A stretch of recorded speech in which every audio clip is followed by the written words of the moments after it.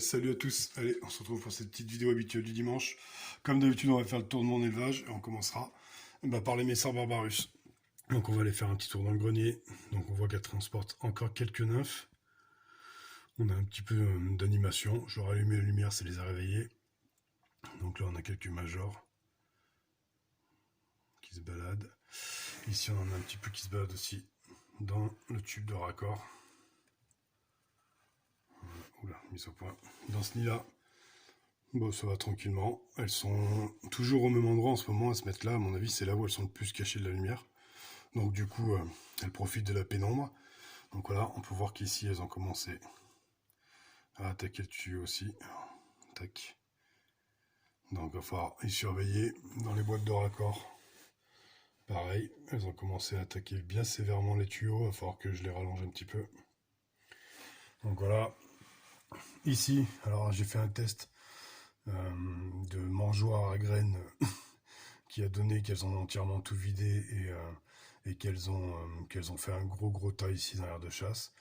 Donc du coup, elles ont eu une double dose de graines. Je vais en avoir pour un petit moment. Je pensais qu'elles allaient rentrer dans le nid, mais elles ont décidé... attendez, je vais essayer de me caler. Elles ont décidé de les stocker ici. J'ai vu une paire d'ailes qui traînait encore. Donc apparemment, alors je sais pas si c'est le mâle ou la princesse qui a toujours pas été sacrifiée. Mais j'ai vu une paire d'ailes qui se baladait dans la semaine. Donc à voir ce que ça va donner. Peut-être ça va se transformer en ouvrière comme j'ai eu une fois, mais qui n'a pas duré longtemps. Donc voilà. Ici, toujours un peu d'activité. Qu'est-ce qu'elles m'ont trouvé là-bas au fond? Tiens, qu'est-ce qu'elles font là-bas au fond? On va aller voir. On va passer par-dessus. Hop, voilà. Qu'est-ce qu'elles font ici? On va mettre la lumière peut-être. Tac. Bon, rien.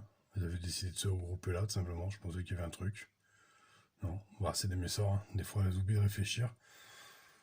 Donc voilà. Ici, encore des beaux majors. Un petit dépotoir avec un petit peu de coton. Du surplus de pain de fourmi. Parce qu'en fait, quand on leur donne beaucoup de graines, au début, elles en mâchouillent plein, parce que je pense qu'elles croient à l'abondance. Et en fait, elles finissent par jeter une partie du pain de fourmi dans le dépotoir. Donc là, je vais refermer la DC avant qu'elle veuille partir. Voilà. Ici, dans cette DC là, pas mal de monde à la sortie du tube. Ici, on a des grimpeuses. Qu'est-ce qu'elle fait? Elle attaque carrément l'arbre. Non, elle monte contre l'arbre. Voilà, on voit quelques graines qui traînent. Est-ce qu'elles m'en ont pas caché derrière? Faut que je leur donne à boire, je vois que la brevoire est vide. Ici, j'ai fait un test avec de la gelée à la banane. Toutes mes mangeuses de liquide sucré l'ont boudé. Les campos qui sont intéressés un peu au début, mais ils l'ont vite délaissé. Donc j'ai essayé de mettre le reste au Messors. On peut voir qu'elles n'ont pas non plus... voilà, elles courent dessus, mais bon, c'est pas la folie. Un peu de monde dans le dépotoir, comme d'habitude. Donc voilà, tout se passe bien, tout continue à évoluer. On va passer juste ici. On va regarder celle-ci, c'est la Phénogaster subterranea. On voit que on est toujours en stade larve. Voilà, elle est toujours raccordée. Alors ça c'est suite à une petite évasion de Messars Barbarus cette semaine. J'ai quelques cadavres qui courent à droite à gauche. En fait j'avais une araignée sur l'étagère qu'on a mangé. Donc voilà, donc elle est toujours raccordée à un tube humide, mais elle préfère toujours son tube sec. Donc elle va rester dans cette configuration là. Encore une semaine ou deux, puisqu'après ça va être les départs en diapose pour pas mal. On sera début novembre. Ici, c'est une Crontatus qui a quelques œufs et une seule ouvrière. Excusez-moi pour le doigt devant. Donc voilà, j'aurais mis un petit coton. Voilà, ça, c'est un petit reste de gelée, vous voyez. Ils l'ont laissé sécher, il faut que je l'enlève. Voilà. Ici, on sera avec la Lasus SP jaune. J'ai mal aujourd'hui avec mon doigt devant l'écran. Lasus SP jaune qui n'a pas pondu, qui est là, qui va certainement partir en diapo sans avoir pondu. J'ai l'impression que son gaz est un petit peu gonflé. Mais bon, en même temps, je lui ai mis la nourriture, elle, il me semble bien. Donc c'est plus pour ça qu'elle a une petite physiogastrie. Donc voilà. On va commencer à préparer toutes les diapos. Ici, on va retrouver mes Camponotus crantatus avec leur couvain. Toujours pareil.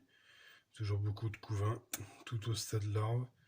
Voilà. Des ouvrières qui sont pas très actives. Alors, en partie dans le nid, elles sont plutôt calmes. Dans l'aire de chasse, on arrive à y voir un petit peu du monde. Maintenant, je leur donne du liquide sucré, je leur mets toujours un petit verre de farine de temps en temps. Ici, on a un joli média. Là, on a plusieurs médias. Ici, là, par exemple. Alors, j'ai zoomé à fond.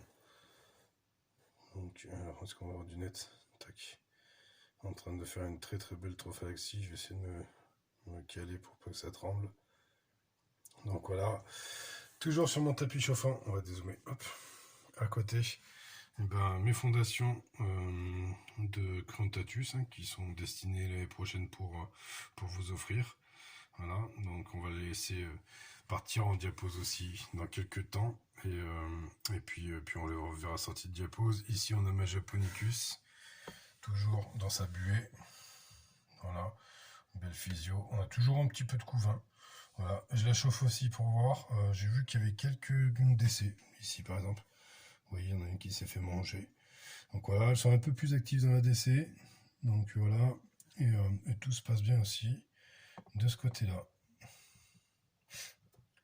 Voilà, ici on voit les cocons, ici, là.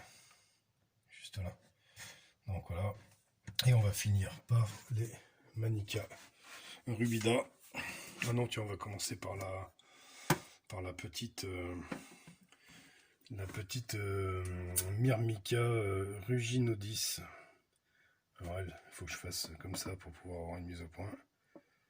Alors, est-ce que si je t'éclaire plus? J'arrive pas à avoir une mise au point. Super, moment de flou. Alors, on va dézoomer en plein. Allez, fais la mise au point. Alors, excusez-moi, toujours des galères avec ce téléphone. Ah, oh, bah ça va, on était presque arrivé. Hein. Ah, voilà. Donc, je sais pas ce que c'est dedans là. Je vais voir ça. Alors, faut que je regarde ça de plus près. Elle a rentré quelque chose qui a moisi, on dirait.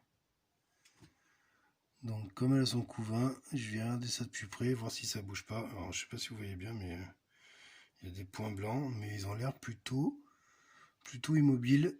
Donc, je sais pas. Elle m'a rentré de la terre qui devait être pleine de liquide sucré et ça n'a pas eu le résultat de ouf. Je vais regarder ça de plus près parce que si c'est un truc qui a moisi, je vais aller l'embêter un peu dans son tube et enlever quelque chose. Et sachant que, alors, je sais pas si vous le verrez, mais il y a un petit peu de couvain. Juste là, on verra pas la mise au point. Bon, je vais regarder ça. Vous voyez, des fois ça fait du bien de zoomer sur les espèces, ça permet de voir s'il y a des soucis. Allez, on passe sur les Manica. Allez, mise au point. Donc les Manica, elles, qui ont toujours la dalle, qui sont toujours en forme. On va éteindre cette lumière. Voilà. Ça, c'est toujours très très actif. Bon, les Manica, ça m'étonne pas parce qu'elles perdent en activité quand les températures vont réellement baisser. Bon, sachant que chez moi, il faisait encore 20 degrés dehors aujourd'hui. Même si je les mets dehors, elles ne sont pas spécialement en diapose. Sachant que dans cette pièce-là, il fait à peu près ces températures-là. Donc on est pas mal. Ici, voilà, vous voyez là, il y a la gelée à la banane que j'ai essayé. Elle préfère largement le liquide sucré. Ici, bah, mon petit dépotoir. Donc tout se passe bien chez elle aussi. Et on va finir, comme d'habitude, je vais faire mes heures de chasse pour aller faire un tour dans le couvain. Tac. On va aller faire un tour de plus près. Alors là, il faut vraiment que je me cale, sinon ça va pas être beau. Donc on voit que les nymphes changent de plus en plus de couleur. Attendez, j'essaie de me caler pour pas que ça tremble de trop. Et là, je les ai réhumidifiées, on voit bien, elles sont en train de se coller contre la paroi. Ici, encore des nymphes qui se colorent, encore des naissances qui arrivent. Bon, tout se prépare. Hein. Bon, de toute façon, elles vont aller dehors, mais sachant que tant que j'aurai pas les températures adéquates, et ben de toute façon, elles se passeront pas en diapose. Donc, si je les mets début novembre, avec un peu de chance, on aura perdu 3-4 degrés, on sera aux alentours des 15, et après, elles vont passer l'hiver dehors, qui leur permettra de descendre vachement plus bas, parce qu'à 15 degrés, elles se développent encore. Donc voilà, pour cette semaine, on aura fait le tour de mon élevage, et je vais vous souhaiter un très bon dimanche, et je vais vous dire à dimanche prochain. Ciao, ciao.